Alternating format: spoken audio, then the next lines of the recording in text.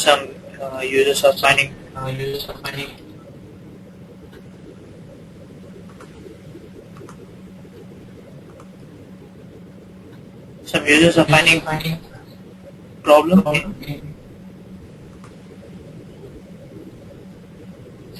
finding problem in audio, so I'll request them to check their speaker settings. If others are able to hear me, they can raise hand and indicate that I am audible to them. Alright. Very well. So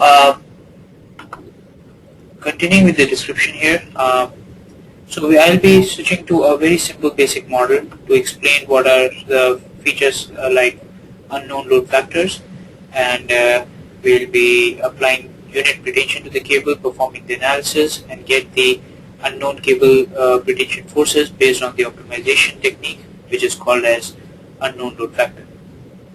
Then we'll be performing a forward construction stage analysis on the cable straight bridge, and we'll be doing the pretension force optimization in the forward straight direction using lack of fit force control. For this, what we'll do is we'll lay down the construction stages, make a structure group which observes changes in the structural system during the construction stage, and apply lack of fit force to that group and perform the analysis. The program will automatically calculate the cable forces at the time of erection at the construction stages.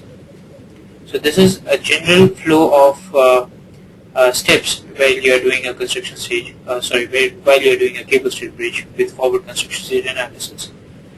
But there exists a need among structural engineers to control the cable forces manually. So we have a tool called cable tuning that allows you to do a finer tuning of your cable forces and refine your pretension force that you obtain from unknown load factors, and then perform a lack of fit force control analysis in construction stages.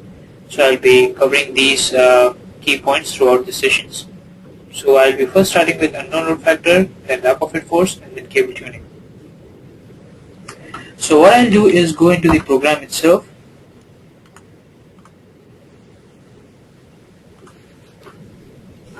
and open a new model file here.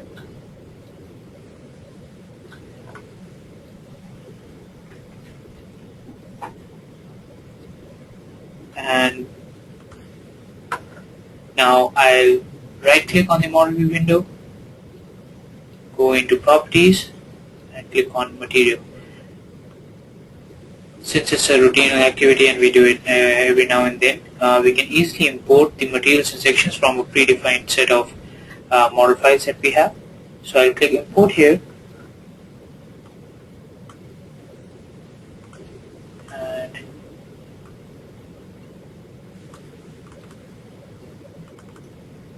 I'll just bring in the model file, some materials and sections from the very first model file. So these are the materials brought in. Similarly, I'll bring in the sections.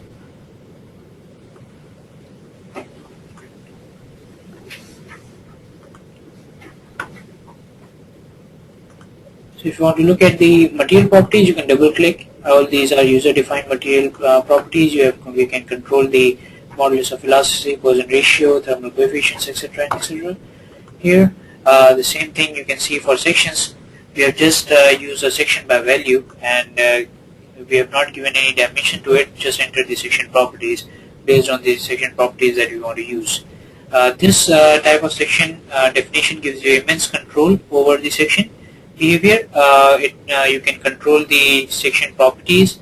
You can sometimes it's difficult to model a section as such and calculate its property and use it, but what you can do here is just pick up any let's say solid rectangle and then control its section property by yourself and enter it. So you can have any kind of cross section for which you have the section properties and you don't want to waste your time in modeling that section accurately. You can just pick up a section and then enter the section properties from there.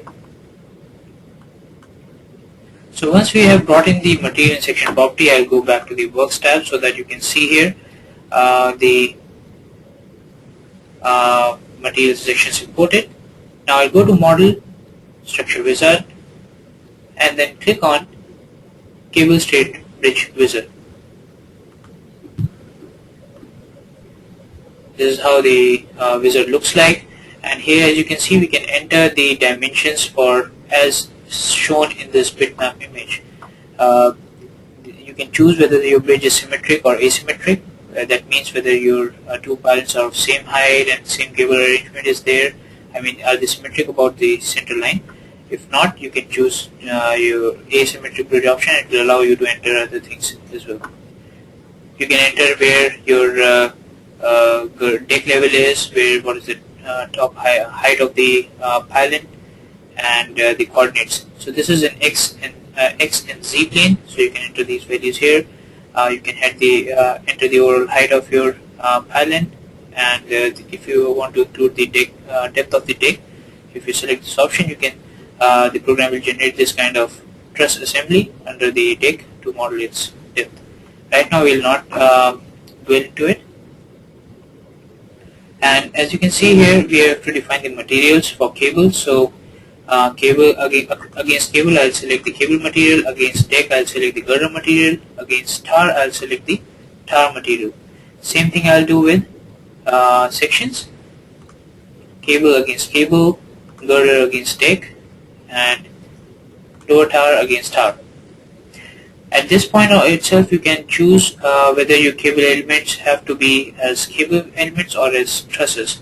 So you can choose, make the choice right here.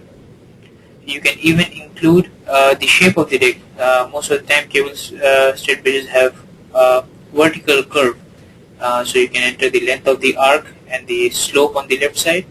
And since the bridge is symmetric, it will have a symmetric slope on the right hand side. Therefore, this is grayed out. But if you select asymmetric, you can enter that dimensions too.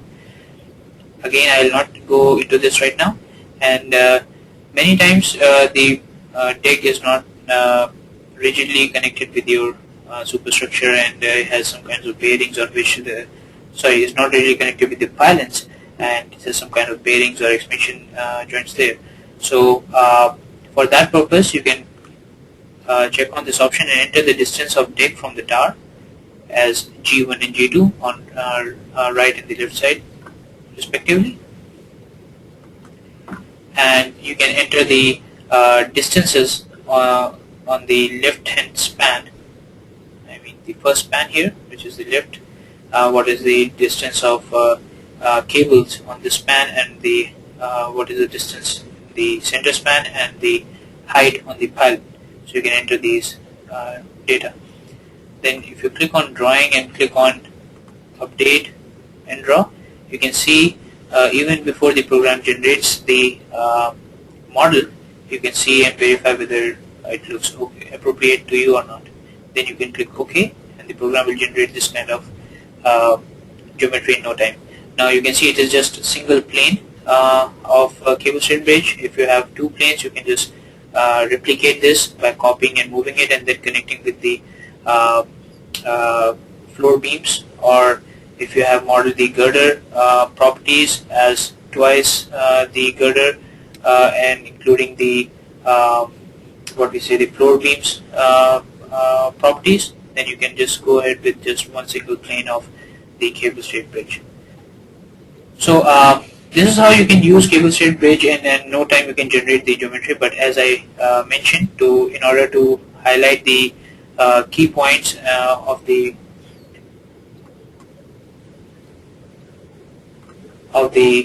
software, I'll be switching to a very simple cable straight bridge model, probably the simplest you have ever seen.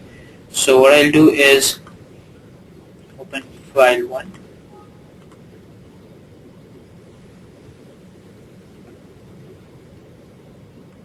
And here you can see a very simple cable straight bridge model with just 4 pairs of cable.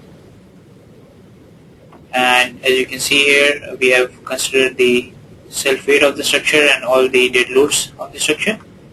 I can right click and display them on the screen. and we have also applied the supports as shown here. So there is a fixed support at the base of the pylon, then there are roller bearings at the two ends of the bridges of this bridge, and there exists a bearing between the pylon and the deck as shown here.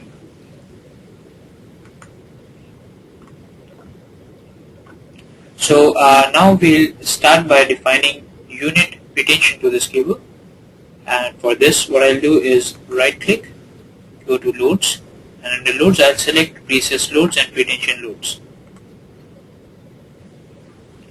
Now I'll click on tension 1 as the load case name, use select by intersection and click and intersect these elements and apply a unit pretension.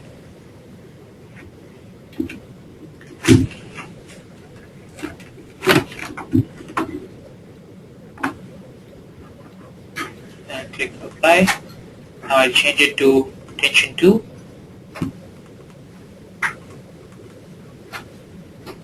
Apply, then I'll change it to tension 3.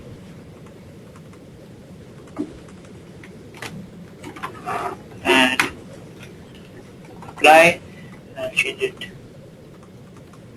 to tension 4 and apply. And you can verify this by click on this button. You'll see a table where you'll see all the unit pretension being applied to the structure. I'll close this. So our model is ready for analysis. I'll just click on analysis here, and here you can see the analysis has been completed. And now what I'll do is go into result and create a load combination. I'll enter the name, let's say LCB1 or load combination 1, and here I'll use all the static load cases that I have defined with a unit factor. So self-weight, superimposed dead load, tension 1, tension 2, tension 3, tension 4, and the jack-up loads as unit factor. And click close here. After this, I'll go into result and select unknown load factor. Now basically what we have to do in unknown load factor is define a set of constraints based on our final geometry, our final state model, and let the program compute what forces in cables are responsible for obtaining this kind of results. So what I'll do here is, let me first show you what members I'll choose and to apply the constraint. So let me close this and turn on the element numbers. So I'll apply constraint for member 5 at its ith end, member 6 at its jth end, and number 8 element at its jth end. I'll apply moment control at these locations. I'll basically tell the program what bending moment value should be at these locations, and let the program do the computations and will give me the cable forces responsible for that this kind of behavior. I can also control the top pylon displacement of any node and set it as 0, so that no matter what happens, the pylon should not be deflected, and give me the cable forces responsible for that behavior. So I'll go into unknown load factor here, click add new, enter some name, let's say UK for unknown, and I'll click on add here. Now I can enter the constraints name like element 5, select the constraint type as, now I can set any kind of constraint. It can be reaction, displacement, thrust force, or beam force. So I'll select beam force here. I'll enter the element ID as 5 at the ith end. I want to control its bending moment, that is my, and the value should be let's say minus 3000 kilonewton meter. Then I click OK. Then I can again click add and go and define the other set of constraints. But when you have a big bridge and you have a lot of constraints in there, what you can do is easily click on table, Select what type of constraints you want to define, let's say beam forces, and then you can directly enter this value in tables. And I have this spreadsheet ready with me with these constraints. Let me bring that up.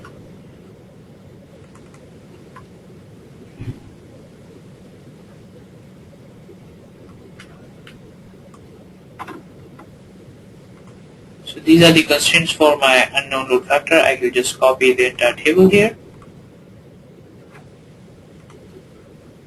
And let me just remove this one and press Ctrl V to paste it.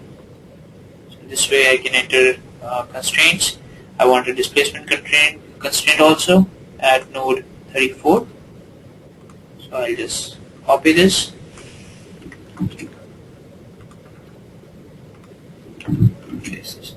Point to be noted here is that if you are not certain about what should be the bending moment value and you want the program to do permutation and combinations in order to obtain the value, you can specify a range also. So here you can see it's inequality, but if I choose inequality, then I can set an upper range and a lower range, and the program will automatically find the pre-tension forces and do the optimization in order to meet these ranges. But for this example, I'll be using as equality. Then click close. So we have defined 4 constraints here. So I'll select these 4 constraints. These constraints should be met, and I'll set the tension 1, tension 2, tension 3, and tension 4, the factors instead of 1 as unknown. So what the program will do is prepare a mathematical formulation, do a mathematical computation, and obtain the cable forces using the object function as linear and signs as unknown as both here, and it will keep the factors of self-weight, additional loads, and jack-up forces as 1, whereas tension forces as unknown. And then I'll click on Get Unknown Load Factors, and the moment I do that, you can see the factors are computed by the program in order to meet these constraints. Tension 1, tension 2, tension 3, tension 4 factor should be this. Now since we added unit pretension, so if unit pretension is multiplied by this factor, this gives us the cable pretension force.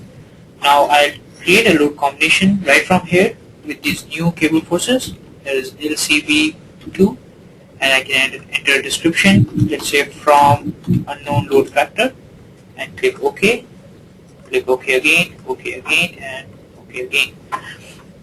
And now I can go into results, right click, let's see the deformations first, displacement contours. I'll select the load case that I just created, LCB2. From unknown load factors, I'll check on deform shape, I'll check on legend, I'll check on values, and values, let me just select the maximum minimum right now. Click OK here, and let me turn off the element number. So you can see the maximum deformation that is occurring under the influence of this loading is 0.012 meters, which is about 12 centimeters, 1.2 centimeters, which is about less than half of an inch. Then I'll go to the forces here and show you the beam diagrams. I'll use solid fill. I'll check out the form shape. I'll check off values here and click apply. So this is the bending moment distribution we have obtained, and we have basically governed this bending moment. And in order to verify whether the constraints have been met or not, I can just click on quick view, select the load case as LCB2, and then directly click on the element number 5 due to this load case and bending component My. At ith end, you can see the value is perfectly met. I can click on element number 6, and at jth end the value is met as minus 2000 kilonewton meter, and at the if I click on the 8th element, at the jth end we entered minus 4000 kilonewton meter, and these values are perfectly met. So all the constraints are met. So this means that now we can go to the truss forces and see what exactly is the cable pretension force. So I can check off maximum min here and check on max and click apply.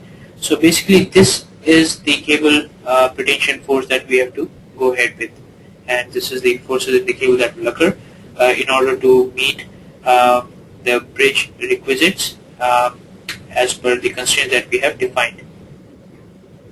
Any questions so far? You may use your chat window to communicate with me, and if not, then I'll proceed with the forward construction staging of this bridge using the pretension forces. So moving on, now let me open, let's say, a file.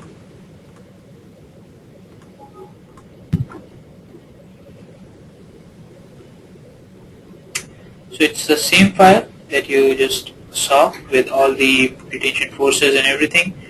Now what I'll do is, first of all, I'll switch from truss members to cable tension only cable members.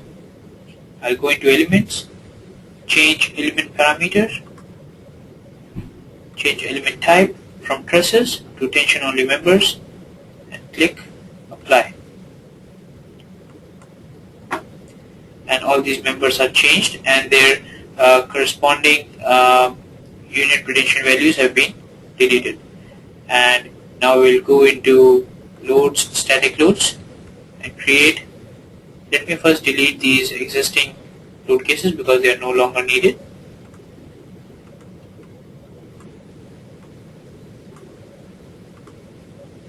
And change this name from tension to retention.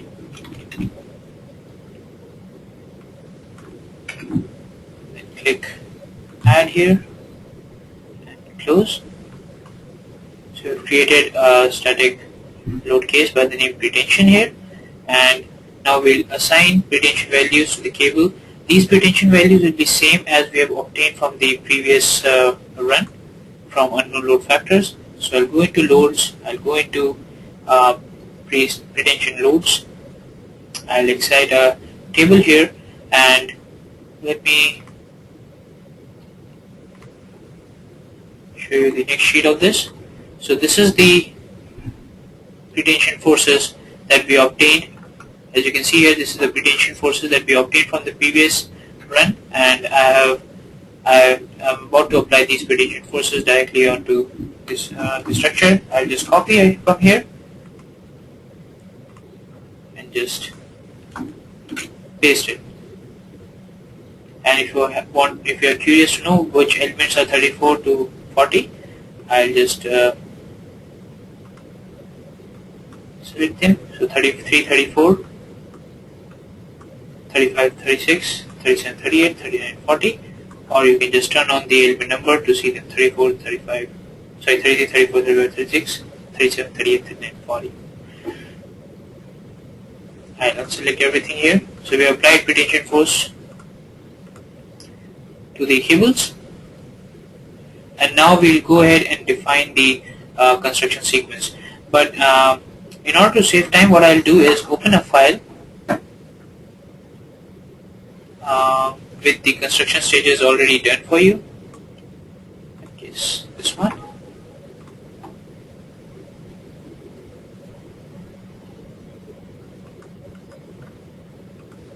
I'll switch to the front view here, and then here the analysis has already been performed, so I'll just come to the pre-processing state and make some minor changes here. I don't need this group right now, I'll delete it. Alright. So let me first go through the construction sequencing of the bridge. I've deleted the construction stage analysis control as well, and let me first show you the construction sequence. So I'll go to loads, check on all the loads and beam loads, and I'll go to boundaries and display all the supports and the point spring supports. Click OK, and now I'll switch from first construction stage to the second construction stage.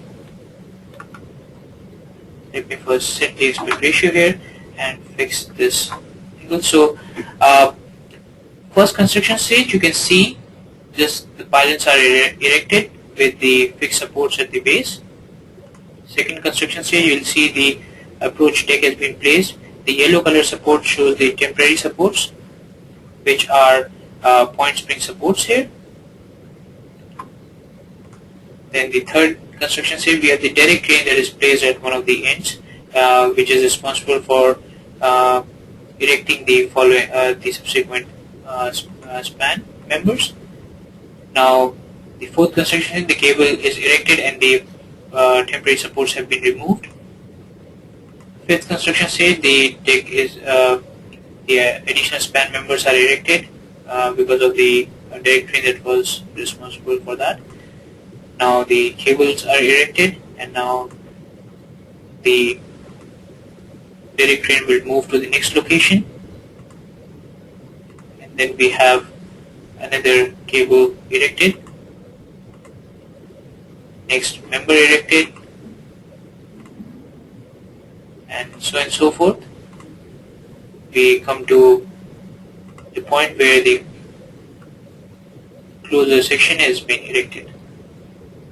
So once this bridge construction is completed, in the final stage you will see the superimposed dead loads are applied, which were known as additional loads in the previous model.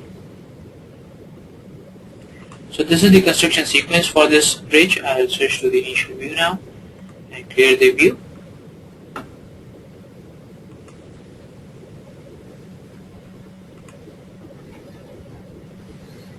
So now we'll proceed with defining a structural group called lack of fit force.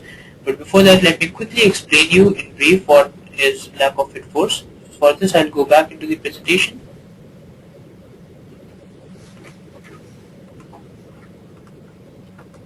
Sorry.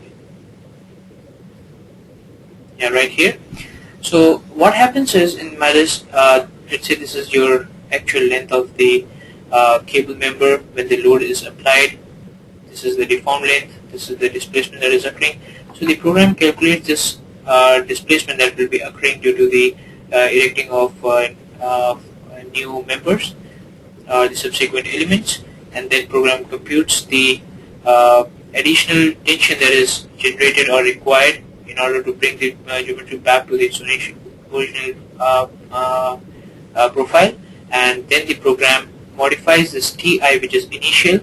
It adds or subtracts that delta T that is computed due to this changes and modifies the cable force automatically for you.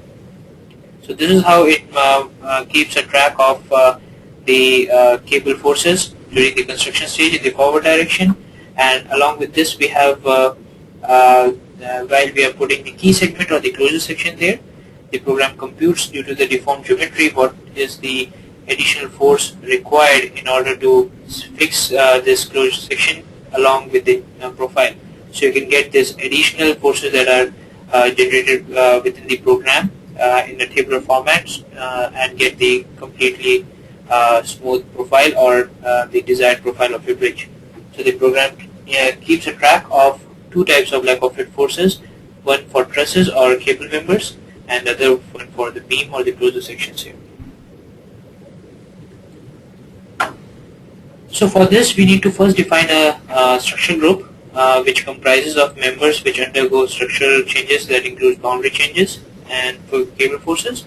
So I'll use select single and select the approach span, select the cables and the closure section, and similarly on the other pylon I'll select the cables, the approach span because here we had temporary supports. And then I'll go into group, I'll right click on new, enter the name as lack of fit group, and then I'll just drag it over the screen and drop it. So I have defined this structure group here, right here. Now I'll go ahead and define the construction stage analysis control. For this I'll click on analysis and go into construction stage analysis. And here, keeping the other parameters as default, I'll directly come to this point where the program allows me to consider the initial tangent displacement of the erected structures. So I'll click on initial tangent displacement for erected structures, and here I'll check on lack of fit force control for the structure group that I just created, that is lack of fit. So you are telling the program that these are the members you should keep a track of their geometry and deflections in order to modify their forces. And there is also an option called cable pretension force control. The program automatically will modify the cable pretension forces internally if you select internal force. But if you want to override this feature and if you want to update or modify your own set of loadings, then you can switch to external force and then specify that you want to add a particular amount of cable pretension force at different construction stages, or you want to replace the cable pretension force with a newly calibrated cable pretension force by yourself. But since we are using this lack of fit force control and initial tangent displacement, I'll prefer choosing internal forces because that gives me good results with lesser efforts. Then I click OK here, and now we are ready to perform the analysis. So I'll click on Perform Analysis, and as you can see in the message window, the analysis is being performed.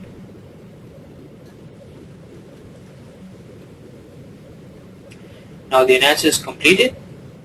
So what we'll do is change the construction stage to CS13, that is the final construction stage, and first compare our final state models. So right click, I go into Deform, I go to Displacement Contours, select CS summation, which is the summation of all the loadings applied during the course of modeling, during the construction stages. I'll check on Deform, I'll check on Legend, I'll check on values. In values I want to just see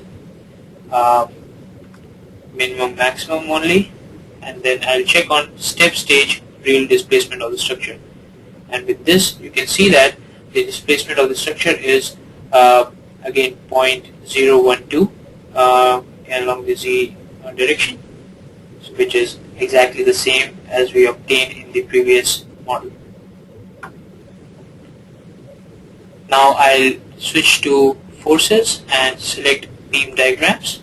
I'll check off deform shape, I'll check off values, and I'll check on solid fill and click apply. And I'll get the same bending moment diagram distribution as I got previously.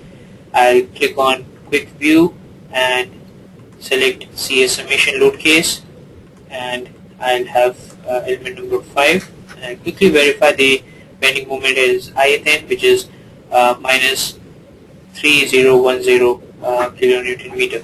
As we have set it for minus 3000, we get an additional 10 kilonewton meter there in order to take into account the geometric nonlinearity of the structure.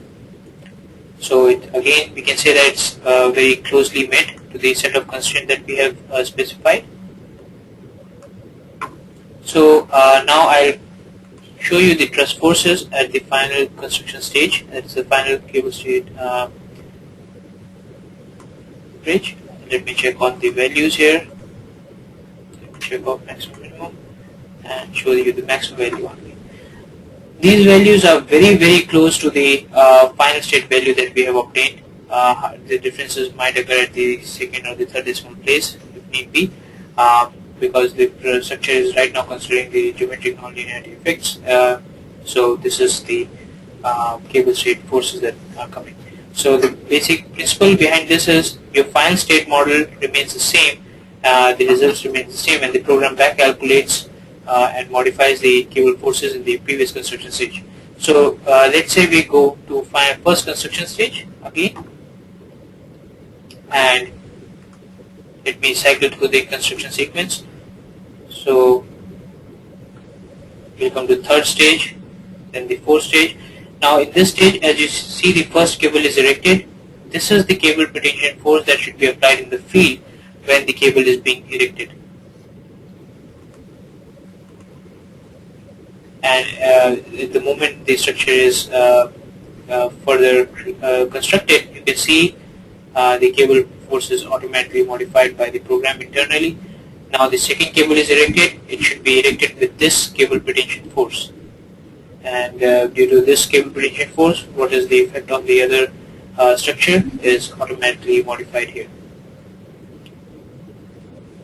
Now next cable is erected. It should be activated with this cable pretension force, and so forth. So in this way, when we reach the final construction stage with all the loads applied, we'll get the final state geometry as we have predicted or as we wished for. And you can verify these forces in a tabular format very easily. You can go to result tables, and then go to construction stage, lack of fit force, and select truss or cable forces. So it will clearly show you this is the pretension that you applied, this is the lack of fit force that was modified, and this is the summation, and this is how it was computed, what was the angle and everything.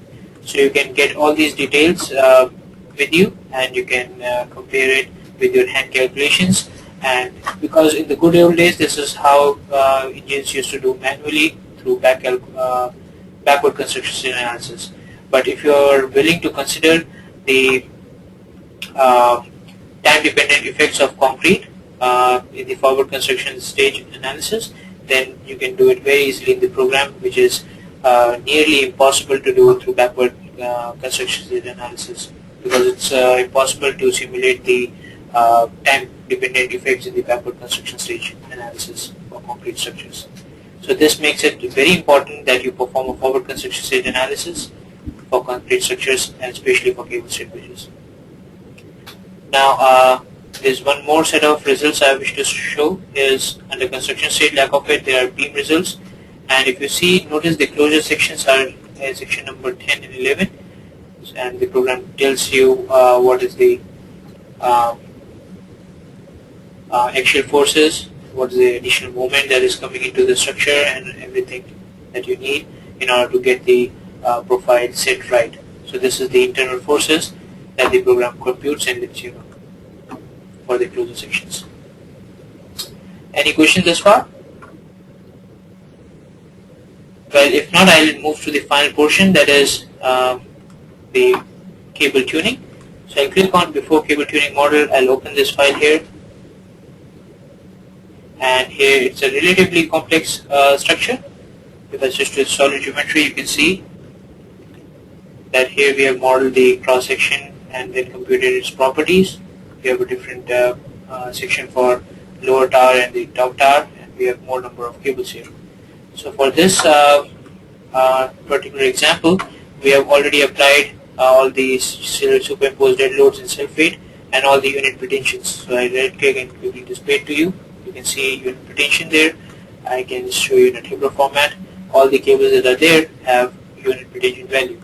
So just like we did for the before the unload factor, the things are done here, and as has been performed, I'll go into result, go into unload factor, click add new, and I'll enter the name of this unload factor. I'll say movement control. So through this I have defined the name for this ULF, and I'll click on table to define the constraints for this one, and I'll use these are my constraints. I'll directly copy this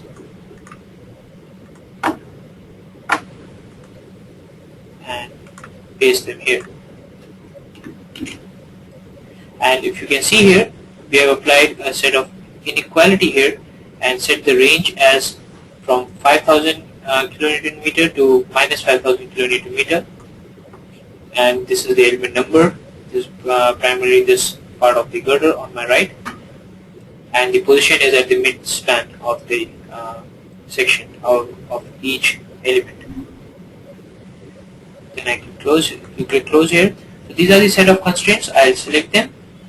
I want the mathematical function to be square and positive, and I'll select all the load cases and then unselect self-weight and superimpose dead load and the counterweight, so that leaving only my cables load as unfactored as unknown. And then I click on get unknown load factors. The moment I do that, you can see this is the value that has been met. This is the upper bound and the lower bound that we set, and this row belongs to the factors that needs to be applied as bridge forces for cables. And just like we did previously, I'll click on make load combination and enter the name. Let's say LCB2, and enter the name as and the description, and let's say from unknown load factors, so that you can identify them when you are seeing under tabular format. Click OK and close. Again OK and again OK. So I'll come to results, and here you can see that this new load combination has been created from that feature. And now we'll go ahead and perform cable tuning. So let me just undisplay this first. Okay.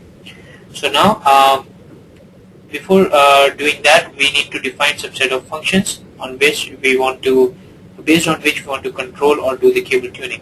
So I've defined some structural group elements. As you can see, girder group is here, cables, pylon. So I've created a structure group for pylon.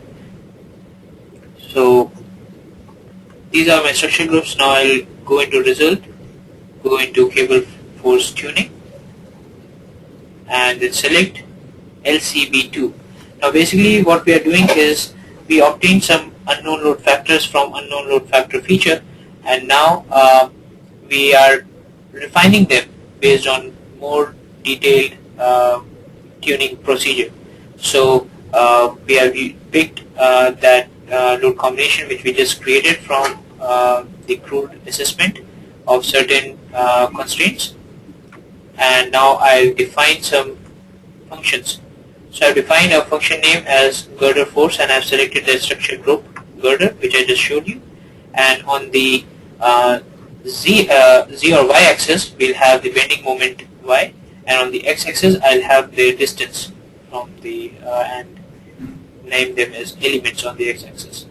Similarly, I've created a function by the name pylon's displacement, where I've selected the group as pylon and the type on Y axis as displacement, and displacement component I've picked as dx, that is the horizontal displacement of the pylon, and on the X axis I have the dz values, the distance that is the along the length of the pylon in the vertical direction is given on X axis.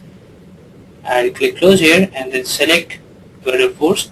So this is the bending moment distribution in that girder due to this load combination. I can click on show two results so that I can simultaneously show the second function also. I'll click on pylon displacement. Then I can set some range here. As you recall, we had set the range as minus 5000 kilonewton to 5000 kilonewton meter, kilonewton meter, and I click on show range, and it is showing me the range of bending moment. And you can see that there are at some locations this bending moment is exceeded. For pylon displacement, we didn't define any range. So through this cable tuning feature, we'll be trying to tune our cable forces for correctly assessing the pylon displacements as well. So we'll go from minus 0.03, that is 3 centimeters, to 0, to show range. So you can see the range here, and the clearly the pylon is way more deflected than we desire. So what I'll do is check on influence value. So for each and every factor or each and every load case, you can see the green line that shows the influence. So first of all, I'll not be able to apply this kind of retention in the field, that is 6998.75097. I'll just apply, let's say, 7000. So let me just quickly round these values. to the nearest 100. And the moment I do that, you can see its effect on the bending moment diagram simultaneously. So this can be 76, this can be 66, this can be 59, this can be 26, sorry,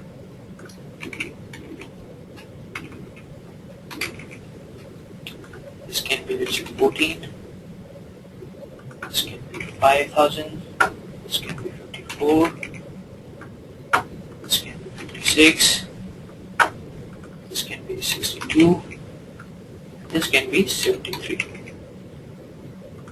So you can see that I've just rounded them to the nearest 100 point, and you can see still some work can be done to pull this graph within the desired range. So if you see that this is the green line which indicates the influence surface, influence line for T11. So if I increase this to, let's say, 6500, you can see that this graph is pulled relatively up. And so if I modify this T12, let's say 8000, it is now coming within the range. Let's say if I increase it a little more, let's say 85, it's coming within the range. At the same time, I can also monitor the pylon displacement, and you can see it is still a little beyond the limit. So let me just increase, let's say, T11 to 7000 and see its effect. So pylon is nearly coming within the line. So let me increase this T12 a bit, let's say 9000. Now you can see this is also, the bending moment is also within the range at this location, and the pylon displacement is also within 3 centimeters as we desired. 3 centimeters is close to an inch. But we notice that this particular member, the bending moment is exceeding. So we can either do this by like hit and trial, reducing or increasing the value, or what we can do is we can take help of metrics, influence metrics, and through this you can identify that which cable has what kind of effect on which member. So let's say T7, and it is 100.1008. So I can see 1008 in center. This is this will affect the member bending moment, the maximum. You can also see T8, and it will affect the bending moment for 1009 number element. So I clearly see that I need to tune these cables little more in order to get the perfect bending moment distribution. So what I can do is I can click on search option, select the cables, let's say T7 and T8, and then I'll click calculate. Now the program shows you the value before adjustment. This is the area under the curve before adjustment, which is and this is the area under the curve after adjustment, which is clearly lesser than former. So this means that we are able to tune the cables in such a manner that the area under the curve for bending moment is more neutralized, that is above and below the axis are cancelling each other, so it is reduced. So it is a good, we are heading in correct direction.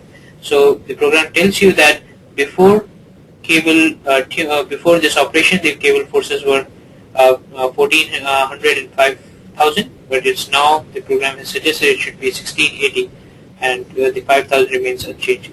The program does an iteration from plus minus 20%, that is, will go from 1120 to 1680, and from 4000 to 6000 respectively in 4 different steps. You can control these steps, you can refine the range and everything, so the program can fully abide by you.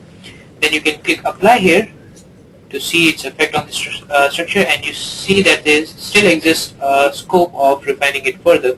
So what you can do is you can redo this step again and calculate, and the program still suggests a further refinement for again for T7 and since the area under the curve has reduced significantly, we can go ahead and try this by clicking apply, and now you can see it's almost falling within the length. So in this way you can go for auto tuning feature that we have in the software. Through the search engine we can tune the cables very easily. So let me just drag it to the nearest 100, and then there you go. You will have it like a really smooth distribution of any moment within the range, automatically done in no time. And the beauty of this feature is you can do tuning for multiple parameters and without rerunning the analysis. So I did unknown load factor based on some member forces and some constraints, but now I can refine the bending moment distribution for throughout the girder, and as well as I can do the cable tuning for controlling the pylon displacement. And it's not just you can do with just two results. You can create any number of functions you want, and you can modify them or tune them based on multiple parameters simultaneously.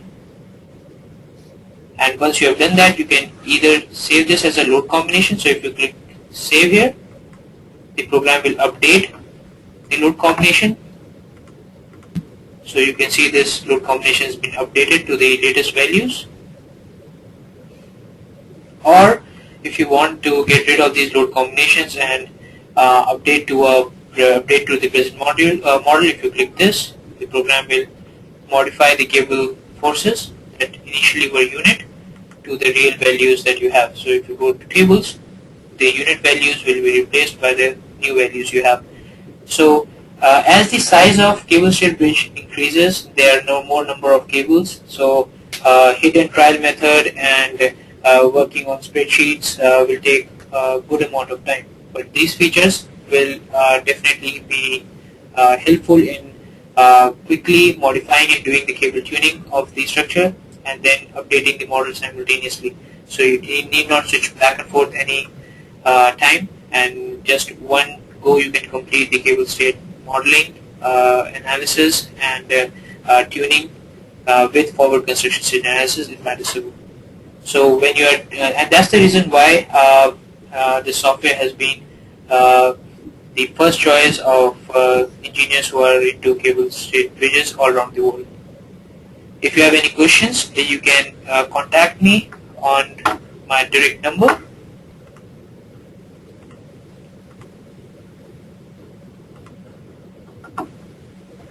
You can note down my direct number and my email address. If you have any questions, I'll be more than happy to reply you. We can tailor the session depending upon your needs for specific type of project that you are doing, and we'll be more than happy to assist you in doing so. And if you have any questions for me right now, you can ask me. I can extend the session for 5 more minutes and we can have a discussion here. Otherwise, you can drop me an email later on to follow up. Thanks for joining in today, and again, this was Arun Sharma from MIDAS going over this webinar for cable state bridges. Thank you.